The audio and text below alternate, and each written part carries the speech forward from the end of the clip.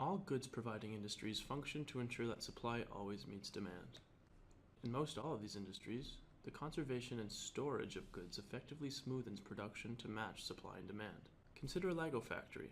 While demand patterns may vary, warehouses allow the machines to always run at their most efficient rate so that excess pieces may be stowed away. Imagine if no such storage mechanism existed. Lego pieces would have to come off the assembly line to match exactly the real-time demand. To make matters worse, the 7-year-old demanding these pieces likes to make a fuss if left empty-handed. One idea Lego producers may employ to help remedy this challenge is to invest heavily in demand forecasting. What are the daily and seasonal fluctuations? Will demand grow in years to come? Should another factory be built? Answers to these questions are required to ensure smooth operations.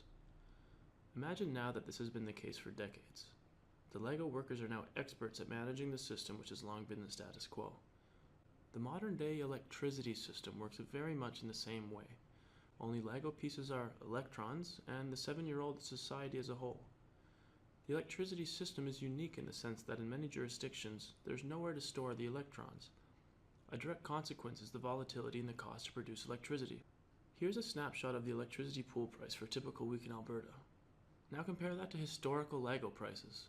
Notice the smoothing effect storage has on the production cost. We're going to use this Lego analogy to illustrate how the introduction of wind and solar are changing the system as we know it, and why there's so much talk in the need for storage. But before we get into that, we need some basic terminology.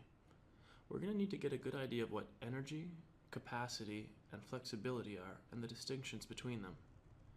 Firstly, energy can be thought of as the actual amount of Lego produced over some period, say a year. Capacity, on the other hand, is the maximum amount of Lego you can instantaneously produce. Think of it as how many pieces of Lego you can possibly output on the busiest hour of the year, say 7 p.m. on Christmas Eve. And lastly, flexibility is the ability to react to changes in demand. To have a flexible system, you would want that your conveyor belt be able to run at many different speeds and that it doesn't take long to change between them. Not only that, it would be inflexible to have the belt running at near maximum speed. This would prohibit you from serving additional demand. Now that we understand the fundamental concepts, we will use them to discuss some effects that we're seeing with the recent trends in wind and solar. These technologies are grouped together under the umbrella of variable renewable energy sources due to the unpredictability in the timing of their generation. This unpredictability is akin to having additional Lego pieces added to the production line at random times. This occasionally results in overproduction, and the excess pieces must be thrown away or donated to charity. In energy terms, this throwing away is referred to as curtailment, and donating to charity is similar to selling the excess electricity at negative prices. Yeah, that's paying somebody to take your electrons, which is oftentimes more economical than curtailing. Wind and solar produce clean energy. While we don't know when the wind will blow or when the sun will shine, we can guarantee that over the course of a year, they will produce some amount of energy. What they can't provide, however, is firm capacity. That's to say, we cannot guarantee that these additional Lego blocks will appear at 7 p.m. on Christmas Eve. Similarly, wind and solar do not add flexibility to the system. On the contrary, these technologies increase the need for residual system flexibility. Other dispatchable generators must be able to balance the stochastic nature of wind and solar. Think of it this way.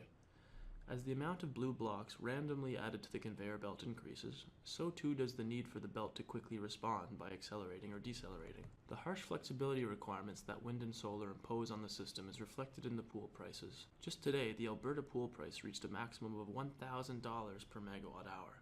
Not being able to provide firm capacity or flexibility is what, in part, separates wind and solar from other clean electricity sources, such as hydro or geothermal. While there are clear advantages to adding wind and solar to the system, we've seen that they come with their challenges. The notion of storage has been proposed to help remedy these challenges. The reason being, economics aside, is that storage, when paired with wind and solar, acts to effectively provide both firm capacity and flexibility to the system. But considering the very low price elasticity of electricity demand and the cost of storage technologies, the pace of storage build-out has not come close to that of wind and solar. Until recently, nearly all large-scale storage has been in the form of pumped hydro, but with the current cost decreases in other storage technologies, such as batteries, and the increasing capacity and flexibility requirements of the grid, the question is not if, but when. And when occurs, it's conceivable that electron warehouses will act to smoothen out the production so that supply more easily meets demand, ultimately reducing the volatility of electricity prices and increasing system resilience.